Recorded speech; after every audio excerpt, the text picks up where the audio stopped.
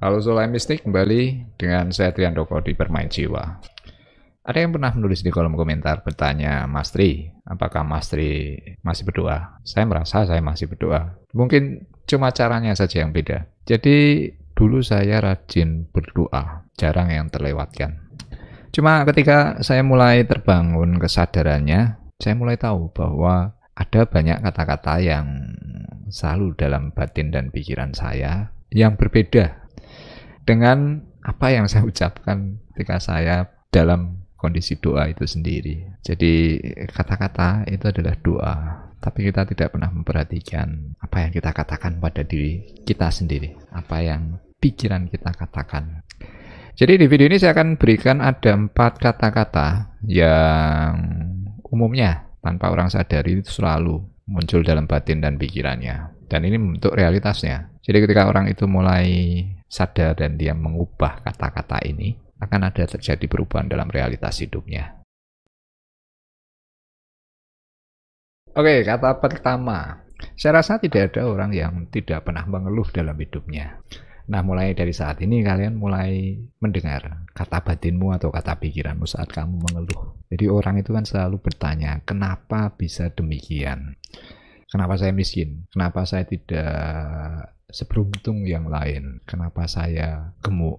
Kenapa saya gagal dalam hubungan? Jadi kata kenapa ini selalu muncul ketika kamu sedang dalam masalah, sedang dalam depresi, dan lain-lain. Nah, apa tinjauan dari sisi spiritualitas? Jadi saya sering menjelaskan bahwa kesadaran adalah aku. Tanpa ada kesadaran tidak ada aku. Jadi apapun yang kamu ucapkan, kamu katakan pada aku tadi yang sadar, yang mengamati dan menyaksikan, itu yang mendengarkan. Jadi ini yang sering orang lewatkan. Maka kamu bisa mengukur sendiri vibrasi hidupmu, kondisi apa yang real terjadi dalam hidupmu ketika kamu mengevaluasi seberapa banyak kamu mengeluhkan dan mempertanyakan tentang kondisimu.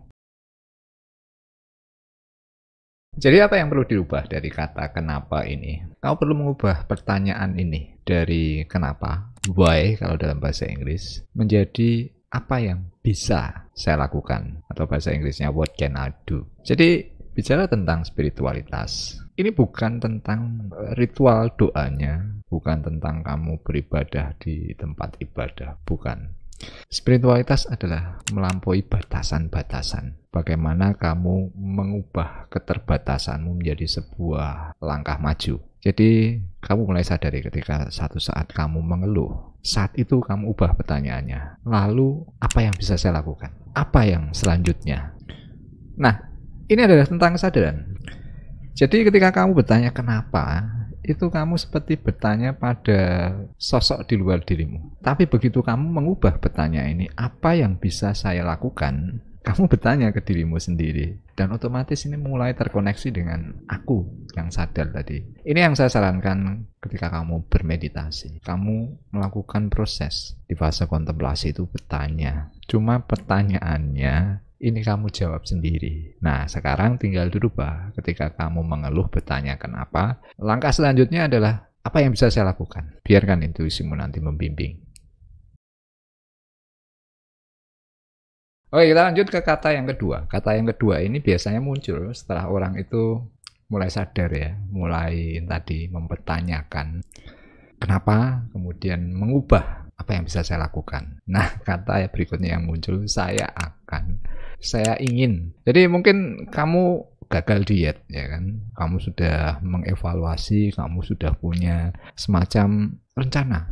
Atau kamu terjebak dalam finansial, kamu sudah belajar, ya kan? Bagaimana mengatasi itu. Nah, cuma masalahnya ini hanya berhenti di ide dan keinginan. Jadi kamu mulai perhatikan, ketika kamu sudah berpikir sekalipun tentang rencana, apakah itu ada sebuah langkah lebih atau hanya sekedar tadi kata-kata saya ingin atau saya akan. Maka suatu waktu nanti ketika kalian meditasi, saya katakan kan meditasi kamu tidak harus fokus ya, apapun yang muncul itu adalah kata-kata. Jadi aktivitas pikiran itu kan dalam bentuk kata-kata. Ketika kamu meditasi, kamu lihat lagi apa yang selama ini sudah kamu susun, sudah kamu rencanakan. Nah, kamu ubah kata-katanya sebagai sebuah bentuk afirmasi menjadi saya bisa melakukan. Oke ya, hanya dari kata-kata saja bahwa dari yang saya ingin, saya akan menjadi saya bisa melakukan hal ini. Dalam praktek Loa, bentuk afirmasi itu kan tentang fakta hari ini.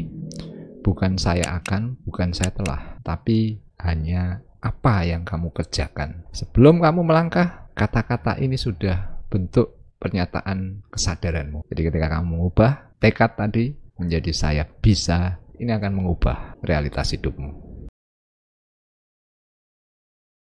Oke, ini kata selanjutnya, kata ketiga. Ini juga sering tanpa sadar orang dengar dalam batin maupun pikirannya. Jadi ini adalah kata saya harus. Oke, jadi ini kelanjutan dari yang sebelumnya tadi.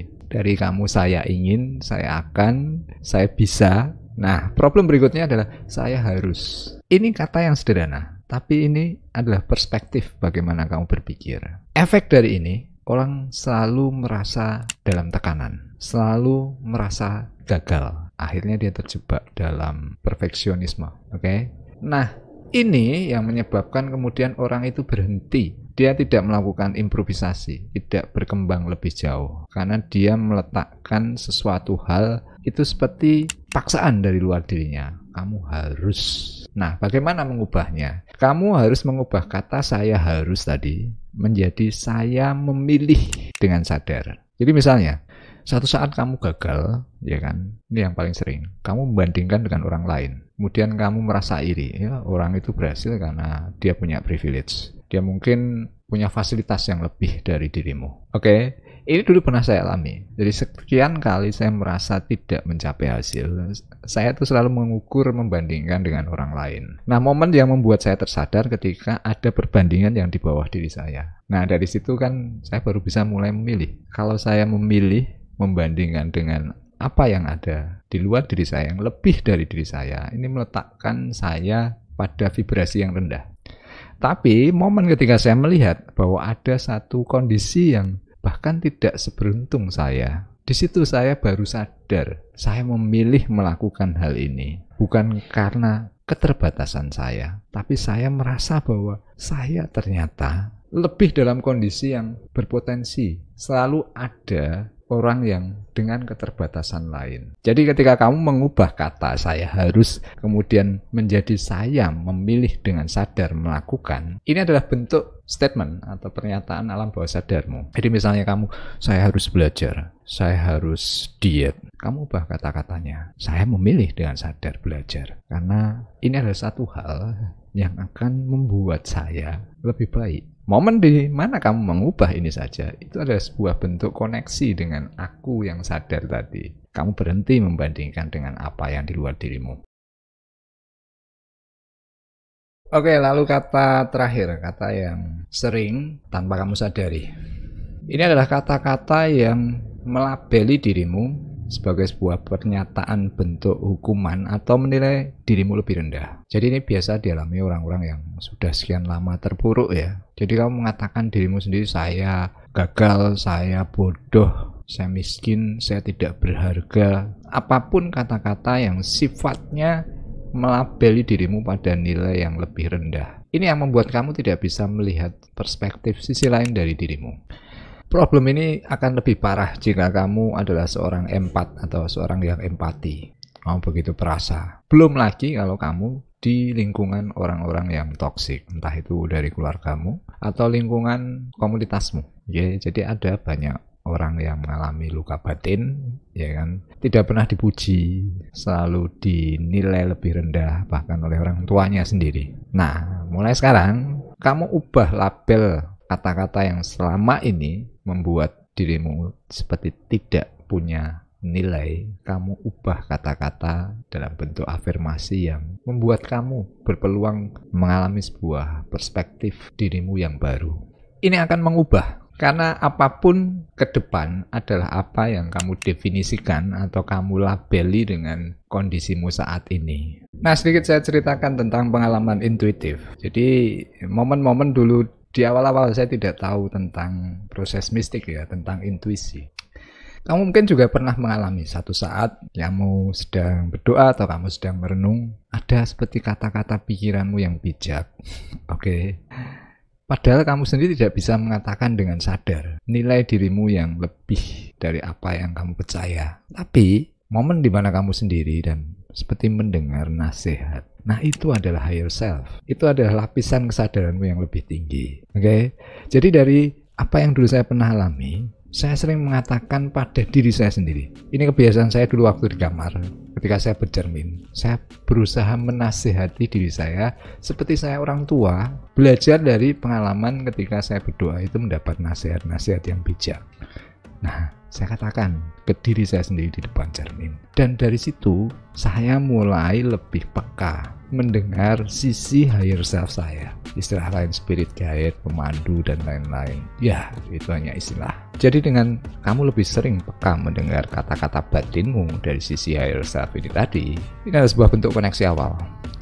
Jadi tanpa kamu mendengar motivasi dari orang lain pun, batinmu, sisi higher selfmu, sisi sejatimu itu sebetulnya dia selalu berkata-kata. Oke, sampai di sini dulu videonya. Semoga ini bermanfaat. Silahkan bagikan, tuliskan komentar kalau ada satu hal yang mungkin kalian tidak jelas atau kalian ingin berikan sebuah pendapat. Kita akan ketemu di video selanjutnya. Selamat bermeditasi, selamat bermain jiwa.